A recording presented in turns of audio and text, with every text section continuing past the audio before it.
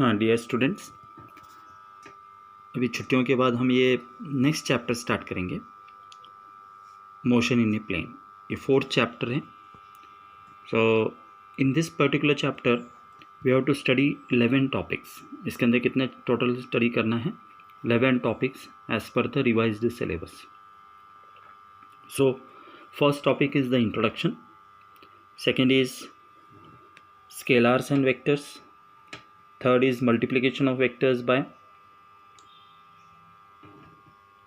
real numbers, fourth is addition and subtraction of vectors graphical method, fifth resolution of vectors, sixth vector addition analytical method, seventh motion in a plane, eighth motion in a plane with constant acceleration,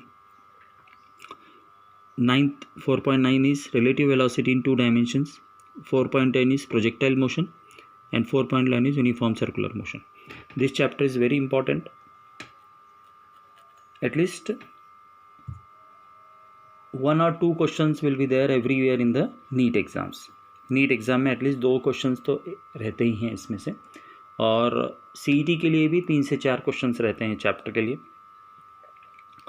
motion in a plane, introduction में हम देखेंगे what this motion in a plane मतलब means.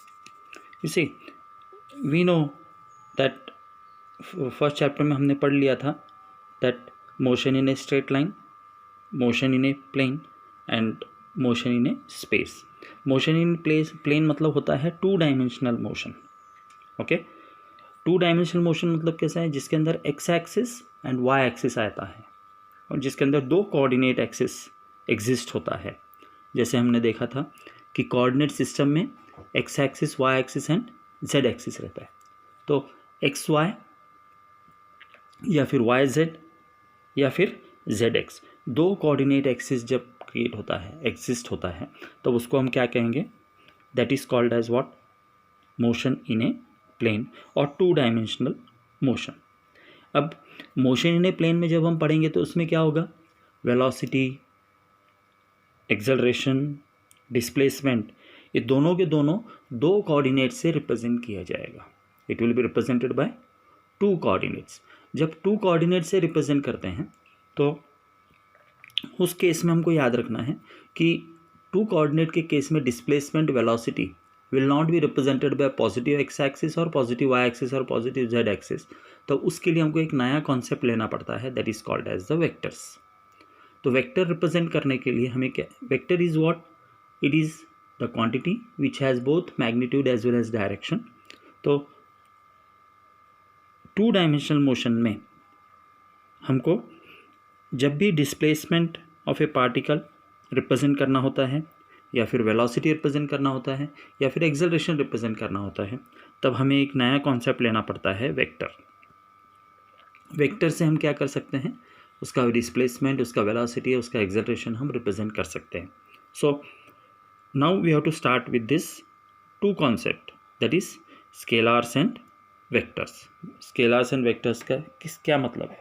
What do you mean by scalars and what do you mean by vectors? Now scalars means, scalars are those quantities, those physical quantity which require only magnitude for their representation. Okay, scalar quantities are those quantities which require only magnitude for their representation. जैसे हमने देखा था, magnitude and direction 2 चीज़ें होते हैं किसी भी physical quantity को रिप्रेजेंट करने के लिए, मगर स्केलर क्वांटिटी में क्या होता है? Scalar quantities are those quantities which require only magnitude for their representation. जिसमें क्या होता है? सिर्फ मैग्नीट्यूड प्रेजेंट रहता है for their representation. For example length.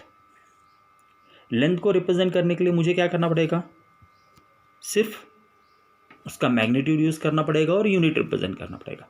उसके अंदर मैं बोलूँगा क्या टाइम इतना हुआ है, इतने टाइम में इसका लेंथ इतना है, और अभी सुबह बज रहे हैं, सुबह 8 बज रहे हैं, तो 8 बजे में इसका लेंथ 1 सेंटीमीटर है, 9 बजे लेंथ कम हो जाएगा, ऐसा कुछ भी नहीं होता। सो जब हम लेंथ रिप्रेजेंट करते हैं या फिर हमने कंसिडर किया टाइम रिप्रेजेंट करते हैं, तब हमें सिर्फ क्या लगता है? मैग्नीट्यूड लगता है और उसका यूनिट लगता है। So scalar quantities are those quantities which require only magnitude for their representation. जैसे एग्जांपल है लेंथ है, मास है, टाइम है, टेम्परेचर है, ओके, इलेक्ट्रिक करंट है।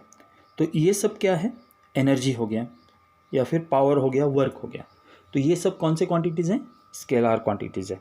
तो स्केलर क्वांटिटीज़ किसे कहते हैं, scalar quantities are those quantities which require only magnitude for their representation, okay.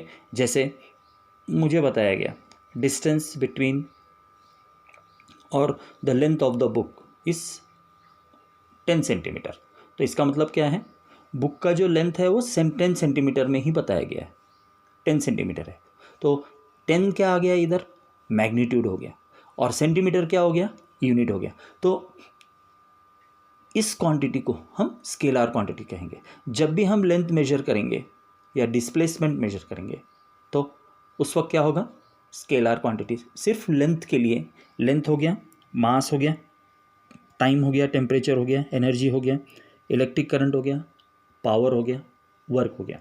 तो ये जो क्वांटिटीज़ हैं, इन क्वांटिटीज़ को हम क्या कहेंगे, स्केलर क्वांटिटीज़ कहेंगे। So scalar quantities are those quantities which require only magnitude for their representation, जिसको हम सिर्फ मैग्नीट्यूड रिप्रेजेंट करता है उनका रिप्रेजेंटेशन करने के लिए, तो उसको हम कौन सा क्वांटिटी कहेंगे, स्केलर क्वांटिटीज़ कहेंगे।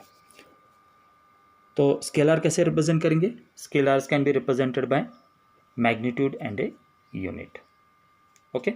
जैसे लेंथ हो गया, मास हो गया, टाइम हो गया।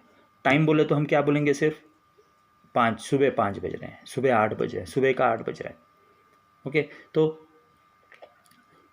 how much time we are requiring, तो time will have only magnitude and its unit, उसमें डायरेक्शन नहीं आएगा, ओके। समझ में आ गया। अभी नेक्स्ट चलते हैं वेक्टर क्वांटिटीज़ के ऊपर। Vector quantities are those quantities which are having both magnitude as well as direction, okay. जैसे कि डिस्प्लेसमेंट है, वेलोसिटी है, एक्सेलरेशन है, फोर्स है। तो वेक्टर जो है it can be described by first magnitude, its unit and direction। तो वेक्टर क्वांटिटी को रिप्रेजेंट करते समय 3 चीज़ें हमें लगती हैं। सबसे पहले उसका मैग्नीट्यूड लगेगा, फिर उसका यूनिट लगेगा और उसका डायरेक्शन लगेगा। जैसे डिस्प्लेसमेंट है, सपोज हमको एग्जांपल देना है डिस्प्लेसमेंट का। सिंपल एग्जांपल क्या है, यदि मैं जस्ट तुमको पूछता हूँ कि तुम्हारे घर से कॉलेज का डिस्टेंस कितना है, तो तुम क्या बोलोगे, 4 किलोमीटर या 5 किलोमीटर या 2 किलोमीटर, जो भी है। ये हो गया तुम्हारा डिस्टेंस। पूछूंगा तो क्या हो जाएगा, वो स्केलर क्वांटिटी। मगर जब हम पूछेंगे कि तुम्हारा घर किस तरफ है, कॉलेज से किस दिशा में है, किस डायरेक्शन में है, या कहाँ से आ रहे हो, तो तुम क्या कहोगे, मेरा घर का डायरेक्शन नॉर्थ में है या ईस्ट में है, या फिर मैं गुम्पा में रहता हूँ या चौबारे में रहता हूँ। तो चौबारे से कॉलेज आने का डिस्टेंस क्या हो गया, डायरेक्शन हो गया।